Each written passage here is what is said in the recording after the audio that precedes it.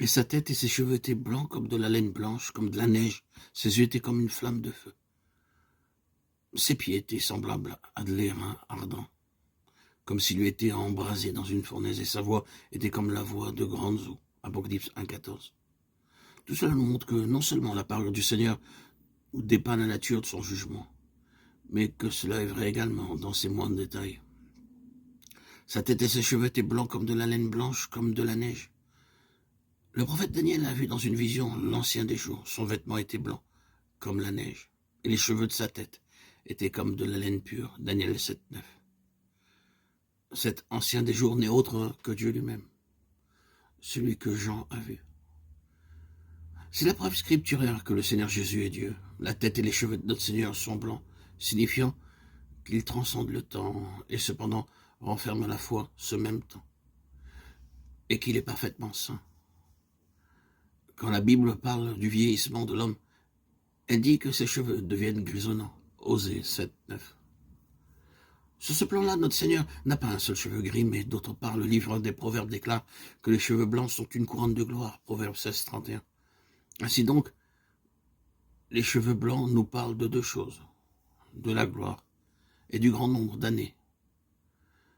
Dans Ésaïe, cela parle aussi de la sainteté, car en Ésaïe 1,18, le Seigneur déclare qu'il lavera nos péchés et qu'ils deviendront blancs comme neige. Ses yeux étaient comme une flamme de feu. Une flamme de feu peut éclairer les choses. Les yeux du Seigneur sont comme une flamme de feu. Il peut sonder les reins et les cœurs des hommes. Apocalypse 2,23. Rien ne peut lui être caché. Si ses yeux voient quelque chose qui s'oppose à sa volonté, il le jugera et le condamnera. Il est lumière et il est lui-même l'illumination. Il met en évidence nos péchés afin que le juste demeure pur et que le méchant aille à la perdition. En parlant de l'apparition du Seigneur, le livre de Malachie déclare qu'il sera comme le feu du fondeur. 3,2. Lorsqu'il rétablira Israël, le Seigneur les purifiera par l'esprit de justice et par l'esprit de consomption.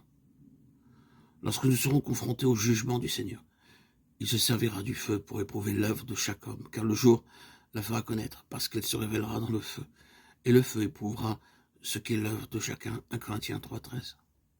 C'est pourquoi ne jugez rien avant le temps.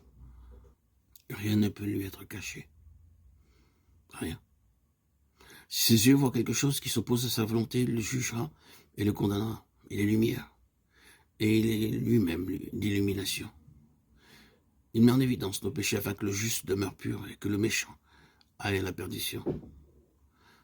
En parlant de l'apparition du Seigneur, le livre de Malachie déclare qu'il sera comme le feu du fondeur. 3,2. Lorsqu'il rétablira Israël, le Seigneur les purifiera par l'esprit de justice et par l'esprit de consomption.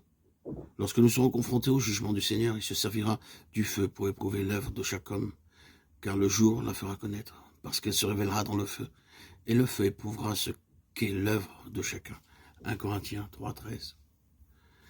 C'est pourquoi ne jugez rien avant le temps, jusqu'à ce que vienne le Seigneur, qui mettra en lumière ce qui est caché dans les ténèbres, et qui manifestera les desseins des cœurs. Alors chacun recevra de Dieu la louange qui lui sera due. 1 Corinthiens 4,5. Et car il nous faut tous comparaître devant le tribunal de Dieu, afin que chacun reçoive selon le bien ou le mal qu'il aura fait, étant dans son corps. 2 Corinthiens 5,10. Nous devons nous souvenir que nulle créature n'est cachée devant lui, mais tout est nu et découvert aux yeux de celui à qui nous devons rendre compte. Hébreux 4,13. Qui peut échapper à son regard? Nul de nous. C'est pourquoi chantons aujourd'hui ce cantique. Chaque jour mes yeux j'élève, la lumière du jugement m'examine. Puisse toute ma vie et mon œuvre soutenir le feu de ce grand jour. Ses pieds étaient semblables à des reins ardents. Les reins, dans l'Écriture, symbolisent le jugement.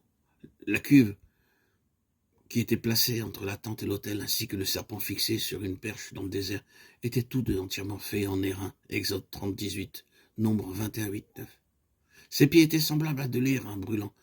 Cela nous montre que toutes ses œuvres, ses voies et sa marche sont entièrement justes. Ses pieds étaient semblables à de l'airain ardent.